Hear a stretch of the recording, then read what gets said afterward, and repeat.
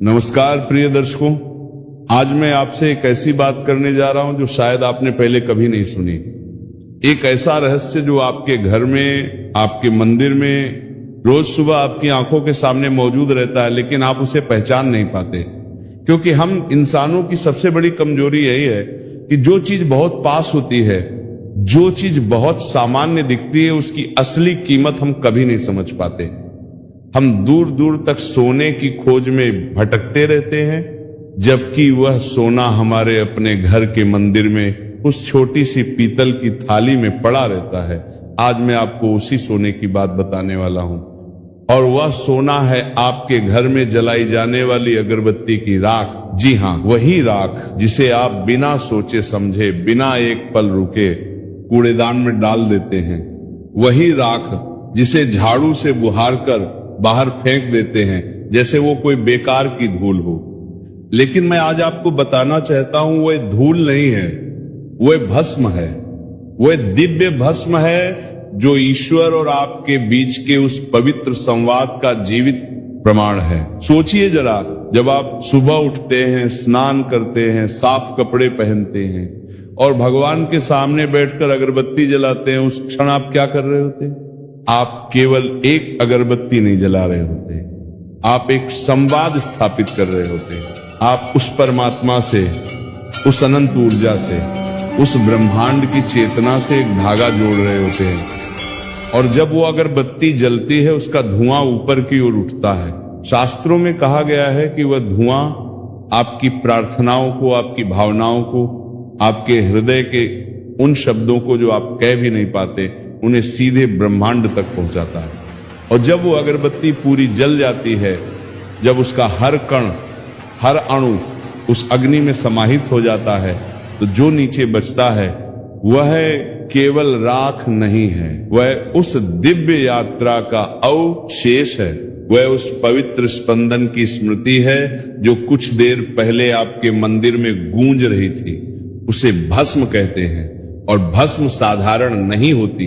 शैव परंपरा में भस्म को साक्षात भगवान शिव का प्रतिरूप माना गया है। महादेव त्रिपुंड धारण करते हैं, वह भस्म का ही चिन्ह है।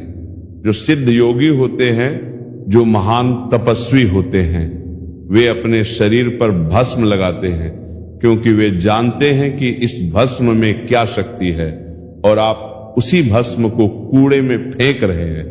आज के बाद नहीं, आज से नहीं, अभी से नहीं, बल्कि इस वीडियो को देखने के बाद आप कभी भी उस राख को ऐसे नहीं फेंकेंगे। क्योंकि जब तक आप इस वीडियो के अंत तक पहुंचेंगे, आपको पता चल जाएगा कि उस राख में क्या क्या छिपा हुआ है।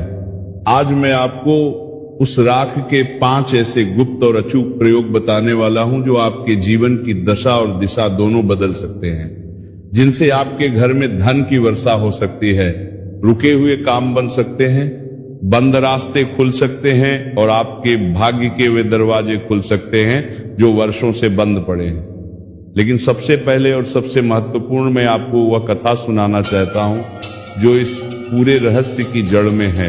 वह कथा जो हजारों साल पुरानी है, वह कथा जो काशी की गलियों में, गंगा के घाटों पर सिद्ध योगियों के आश्रमों में फुसफुसाई जाती थी।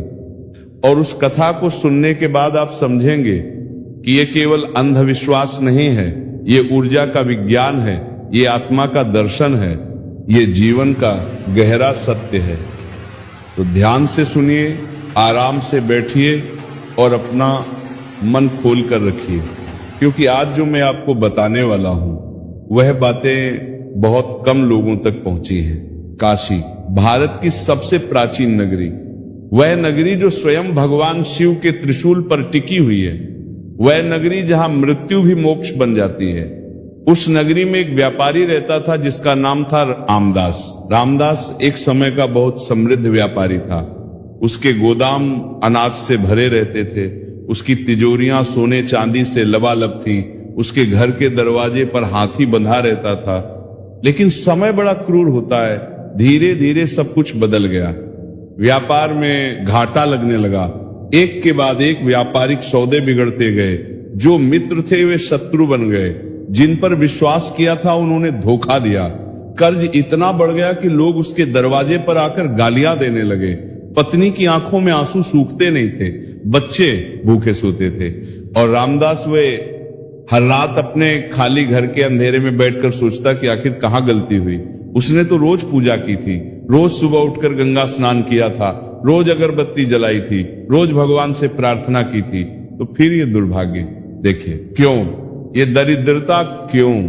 एक दिन रामदास इतना निराश हो गया, इतना टूट गया कि वह गंगा किनारे जाकर बैठ गया। उसके मन में विचार आ रहे थे कि इस जीवन को यही समाप्त कर दे। क्या फायदा ऐसे जीने का जहां हर तरफ अपमान हो, हर तरफ दरिद्रता हो, हर तरफ निराशा हो। वो आंखें बंद करके बैठा था और गंगा की लहरें उसके पैरों को छू रही थीं, जैसे मां अपने रोते हुए बच्चे को थपथपाती है। तभी एक भारी और गहरी आवाज सुनाई दी, मूर्ख उठ। रामदास ने चौंक कर आंखें खोली। सामने एक अघोरी साधु खड़े थे। उनका रूप विकट था, शरीर पर भस्म लगी थी, जटाएं थीं, आंखें अंगारों की तरह लाल थीं, लेकिन उन आंखों में एक अजब करुणा थी। साधु ने कहा, तू मरने की सोच रहा है जबकि तेरे घर के मंदिर में कुबेर का खजाना बिखरा पड़ा है। रामदास हंसा। उसने कहा, महाराज, मेरे घर में अन्न का एक दाना नहीं है, मेरे बच्चे रो रहे हैं, आप किस खजाने की बात कर रहे हैं। साधु ने उसकी आंखों में गहरी नजर से देखा और बोले, तू रोज अगरबत्ती जलाता है ना। रामदास ने कहा, हां। साधु ने पूछा, और उस अगरबत्ती की राख का क्या करता है। रामदास झिझका, बोला, फेंक देता हूं, और क्या करूं। साधु की आंखें बंद हो गईं। उन्होंने एक गहरी सांस ली और बोले, यही तेरी सबसे बड़ी भूल है, यही तेरी दरिद्रता का सबसे बड़ा कारण है। रामदास अचंभित हो गया। साधु ने उसे उस राख का पूरा रहस्य बताया, हर प्रयोग, हर विधि, हर नियम। और रामदास ने घर जाकर ठीक वैसा ही किया। आप जानते हैं उसके बाद क्या हुआ। कुछ ही सप्ताहों में ऐसी घटनाएं घटने लगी जो रामदास खुद नहीं समझ पा रहा था। एक पुराना देनदार जो वर्षों से पैसा दबाए बैठा था, उसने खुद आकर पैसे वापस किए। एक नया व्यापारिक सौदा ऐसे आया जैसे आकाश से उतरा हो। जो रास्ते बंद थे वे एक एक करके खुलने लगे, और एक दिन, महीनों नहीं, कुछ ही हफ्तों में वह रामदास जो गंगा किनारे जीवन समाप्त करने की सोच रहा था, काशी का सबसे बड़ा धनपति बन गया। यह कथा आज भी काशी के पंडितों में, वहां के साधुओं में, उन लोगों में जानी जाती है जो इस ज्ञान को संजोकर रखते हैं। और आज मैं आपको वही ज्ञान देने वाला हूं, वही प्रयोग जो उस अघोरी ने रामदास को बताए थे। लेकिन इससे पहले आपको यह समझना होगा कि आखिर इस राख में शक्ति आती कहां से है, इसका वैज्ञानिक आधार क्या है। क्योंकि मैं चाहता हूं कि आप अंधश्रद्धा से नहीं, समझ के साथ इन प्रयोगों को करें। अग्नि, यह केवल एक शारीरिक घटना नहीं है।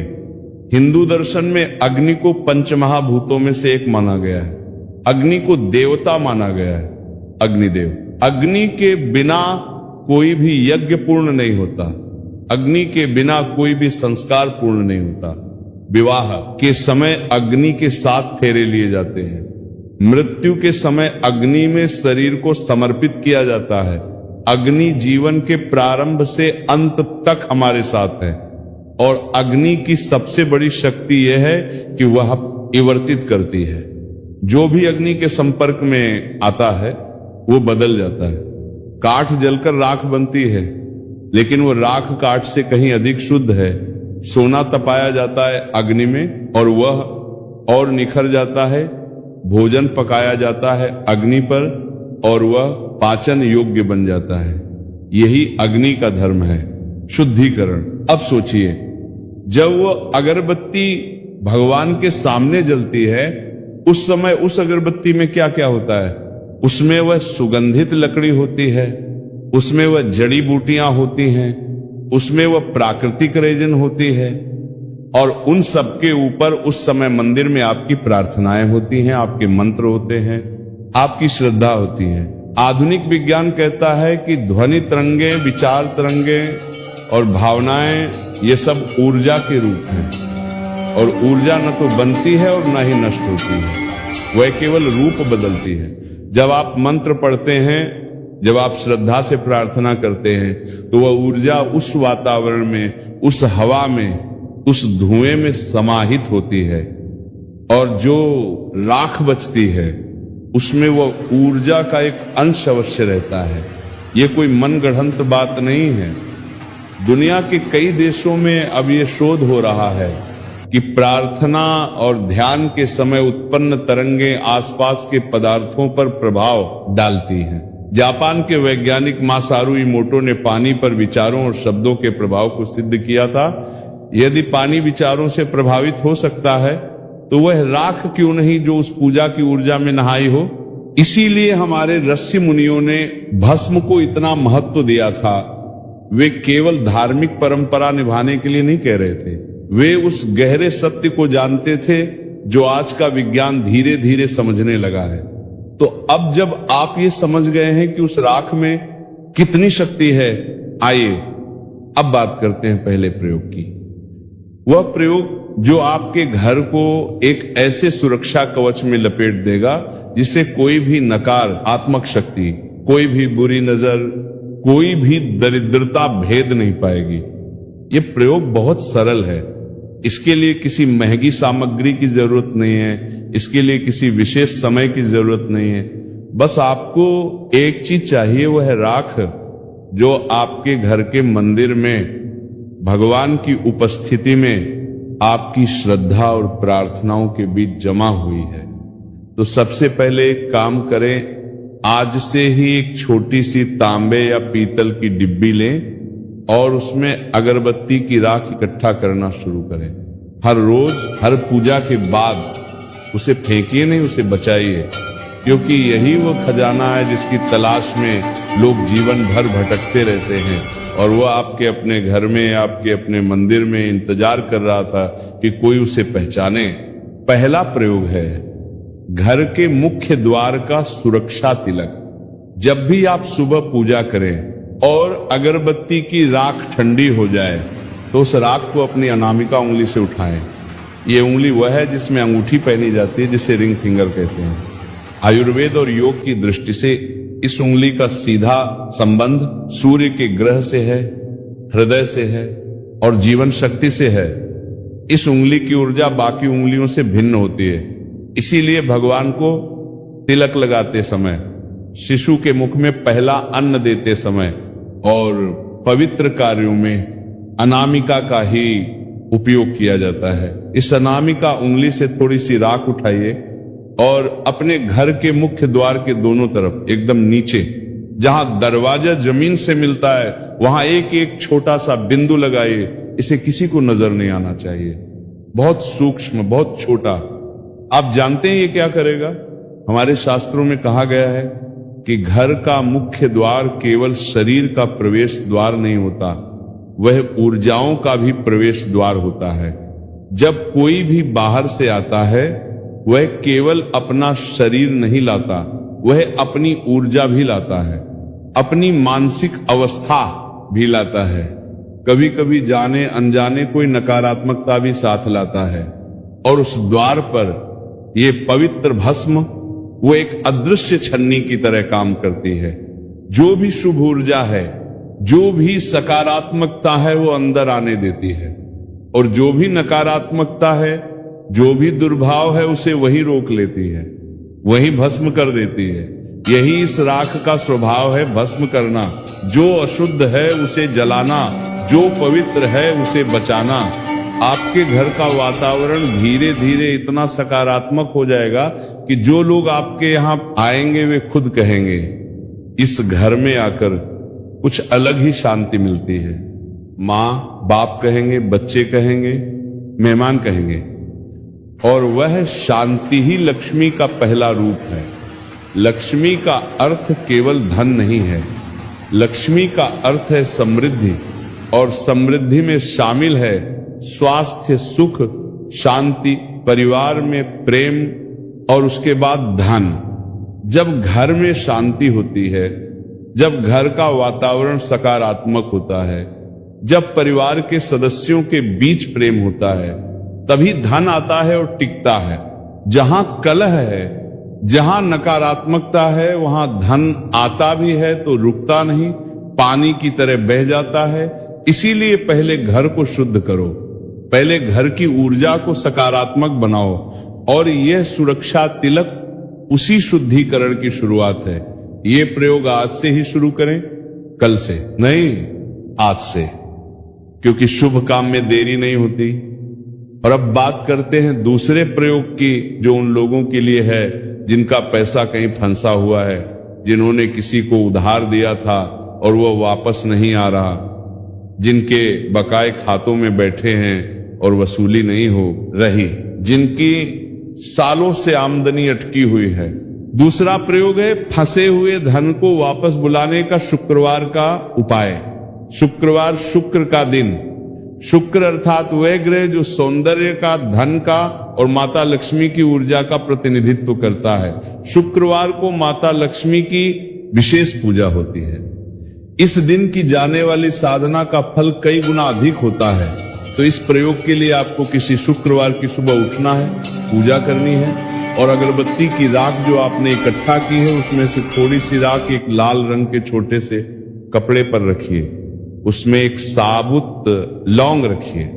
लौंग जो नकारात्मकता को भस्म करती है, जो बुरी ऊर्जाओं को दूर रखती है, और उसमें एक साबुत हरी इलायची रखिए। इलायची जो माता लक्ष्मी को प्रिय है, जो सुगंध और समृद्धि का प्रतीक है। अब इन तीनों को उस लाल कपड़े में रखकर एक छोटी सी पोटली बना लीजिए। इसे सुतली से या किसी धागे से बांध लीजिए। अब इस पोटली को अपने दाहिने हाथ में लेकर बैठ जाइए, आंखें बंद कीजिए और अपने मन में उस व्यक्ति का स्पष्ट चित्र लाइए जिसके पास आपका पैसा है, उसका चेहरा, उसका नाम, वो जगह जहां वह रहता है, और मन ही मन माता लक्ष्मी से प्रार्थना कीजिए, मां, मेरा जो धन अटका हुआ है, जो मेरा है और मेरे पास आना चाहिए, उसे शीघ्र मेरे पास भेजो। ये प्रार्थना बहुत ही शांत मन से, बिना क्रोध के, बिना द्वेष के करनी। याद रखिए, यदि आप क्रोध में, बदले की भावना में ये करेंगे तो ये काम नहीं करेगा। लक्ष्मी माता की ऊर्जा प्रेम और शांति में काम करती है, क्रोध और घृणा में नहीं। बस ये भावना रखिए कि जो मेरा है वो मुझे मिलना चाहिए। यही न्याय संगत मांग है, यही धर्म संगत इच्छा है। प्रार्थना के बाद इस पोटली को अपनी तिजोरी में रखिए या उस जगह रखिए जहां आप अपना धन रखते हैं, और फिर देखिए कुछ दिनों में, और मैं कह रहा हूं दिनों में, महीनों में नहीं, उस व्यक्ति के मन में एक अजीब सी बेचैनी होने लगेगी। उसे नींद नहीं आएगी। उसे महसूस होगा कि जब तक वह पैसा वापस नहीं करता कुछ ठीक नहीं होगा, और वह खुद आपसे संपर्क करने का रास्ता ढूंढेगा। ये जादू नहीं है, ये टोना टोटका नहीं है, ये संपर्क कोने कल्प शक्ति का विज्ञान है। आपका दृढ़ संकल्प, उस दिव्य भस्म की ऊर्जा और माता लक्ष्मी के आशीर्वाद का संयोग एक ऐसा चुंबकीय क्षेत्र बनाता है जो आपके धन को आपकी ओर खींचता है। प्रकृति में एक नियम है, ऊर्जा उसी की ओर जाती है जो उसे स्वीकार करने के लिए तैयार हो। जब आप ये प्रयोग करते हैं तो आप अपने आप को उस धन को प्राप्त करने के लिए तैयार करते हैं और ब्रह्मांड उसे आपकी ओर भेज देता है।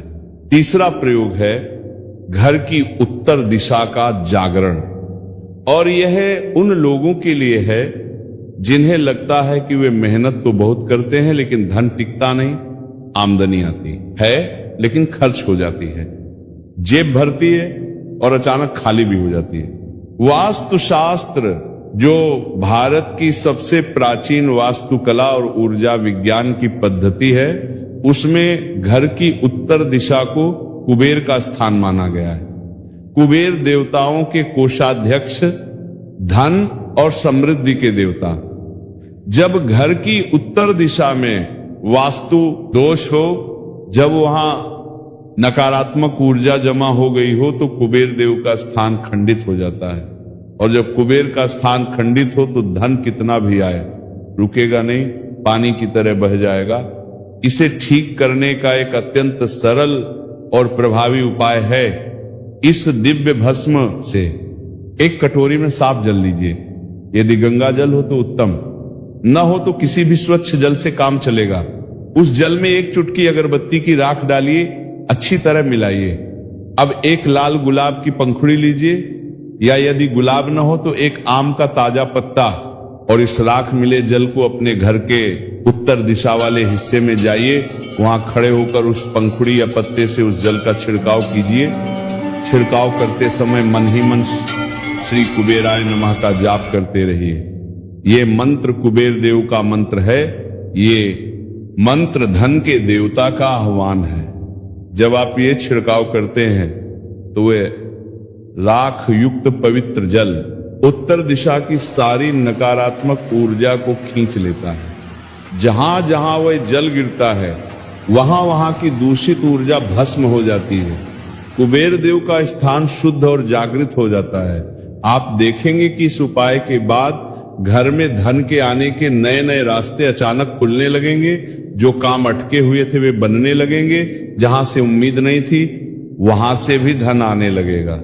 ये कोई चमत्कार नहीं है, ये केवल उस रुकी हुई ऊर्जा का प्रवाहित होना है जो वास्तु दोष के कारण अटकी हुई थी।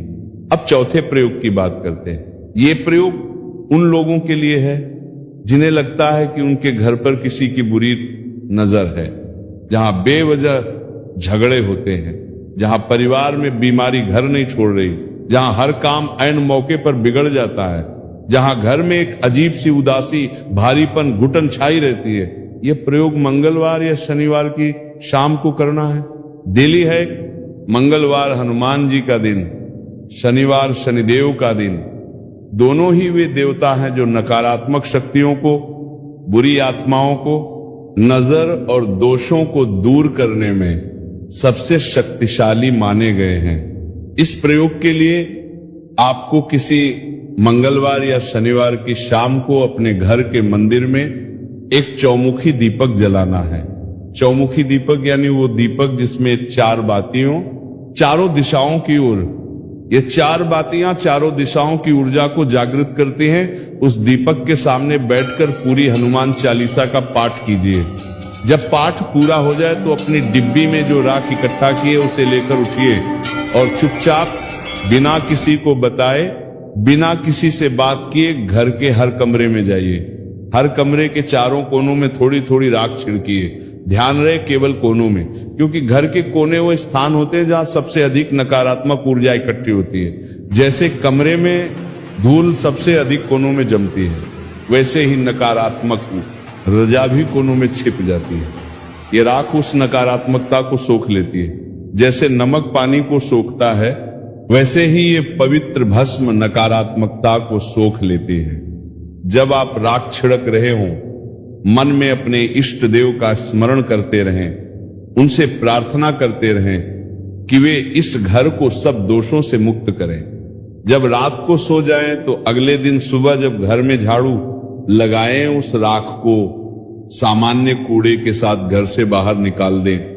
वह राख अब नकारात्मकता सोख चुकी है, उसे बाहर कर दीजिए। आप महसूस करेंगे कि घर का माहौल एकदम हल्का हो गया है, जैसे सालों से चला आ रहा एक भारी बोझ अचानक उठ गया हो। घर में जो कड़वाहट थी, जो तनाव था, वो धीरे धीरे प्रेम में बदलने लगेगा। जो बीमारी टिकी हुई थी उसमें धीरे धीरे राहत मिलने लगेगी। जो काम अटके हुए थे वे बनने लगेंगे। और जब घर में शांति आती है, जब घर में प्रेम होता है, जब परिवार के लोग एक दूसरे के लिए खड़े होते हैं, तब लक्ष्मी को घर में रहने की इच्छा होती है। क्योंकि लक्ष्मी उसी घर में रहती है जहां शांति है, जहां प्रेम है, जहां स्वच्छता है, जहां सकारात्मकता है। और अब आखिरकार वो एक क्षण आ गया है, वो एक क्षण जिसका आप इस पूरी यात्रा में इंतजार कर रहे थे। वह सबसे गुप्त, सबसे रहस्यमय, सबसे शक्तिशाली प्रयोग जो आधी रात को किया जाता है, जिसे सिद्ध योगियों ने सदियों से गोपनीय रखा, जो भाग्य की सबसे मोटी दीवार को भी तोड़ सकता है। ध्यान से सुनिए, एक एक शब्द ध्यान से सुनिए। ये प्रयोग आपको किसी अमावस्या की रात को या किसी भी महीने के पहले शुक्रवार की रात को करना है। वो एक क्षण जब रात के ठीक 12 बजे, जब घर में सब सो रहे हों, जब बाहर एक गहरा सन्नाटा हो, उस सन्नाटे में एक विशेष शक्ति होती है। रात के 12 बजे वह समय होता है जब दिन और रात की ऊर्जाएं बदलती हैं, जब ब्रह्मांड एक पल के लिए ठहरता है।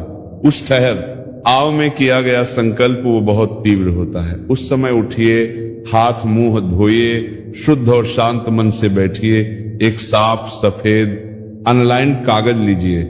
यदि भोजपत्र मिले तो सर्वोत्तम, लेकिन साधारण सफेद कागज भी चलेगा। एक छोटी कटोरी में अपनी इकट्ठा की हुई राख लीजिए, उसमें चमेली के तेल की ठीक 2 बूंदें मिलाइए।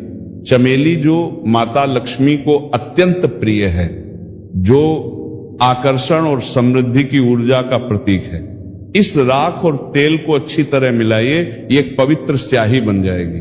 अब एक लकड़ी की कलम बनाइए। अनार की लकड़ी हो तो उत्तम, क्योंकि अनार की लकड़ी लक्ष्मी की शक्ति को धारण करती है।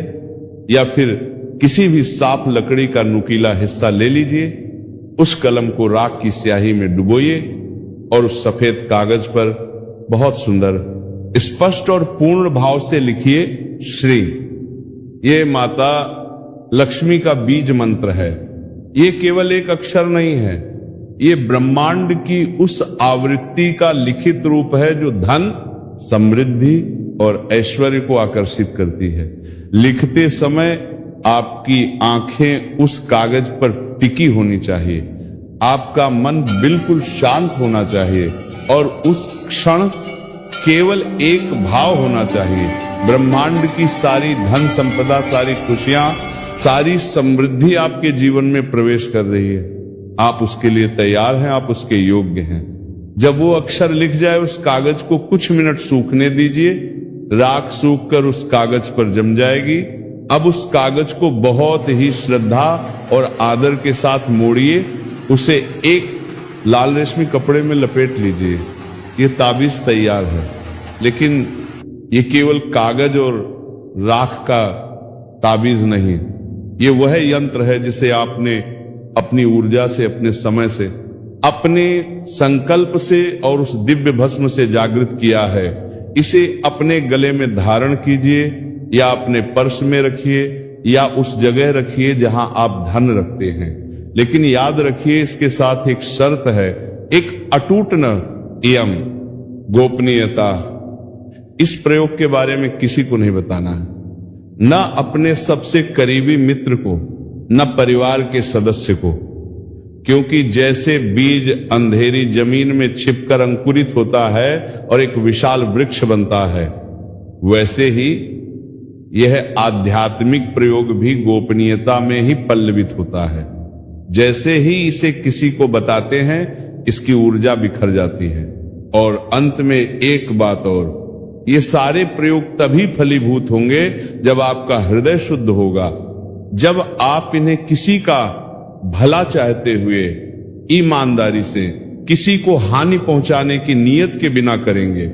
माता लक्ष्मी ईर्ष्या में, क्रोध में, छल कपट में नहीं आती। वे आती हैं जहां पवित्रता है, जहां परिश्रम है, जहां विश्वास है। ये राख केवल एक माध्यम है। असली चमत्कार आपका विश्वास करेगा, वह अटूट भरोसा कि अब आपके जीवन में सब कुछ अच्छा होने वाला है। आज से ये राख कभी मत फेंकिए, उसे संभालिए, उसे संजोइए। वह आपके घर की रक्षक है, आपके भाग्य की चाबी है, आपके जीवन की वह कड़ी है जो आपको उस समृद्धि से जोड़ती है जिसके आप हकदार हैं। उठिए, उस राख को पहचानिए और अपने भाग्य के बंद दरवाजे हमेशा के लिए खोल दीजिए। आपके जीवन में सुख हो, शांति हो, समृद्धि हो। माता लक्ष्मी की कृपा आप पर सदैव बनी रहे।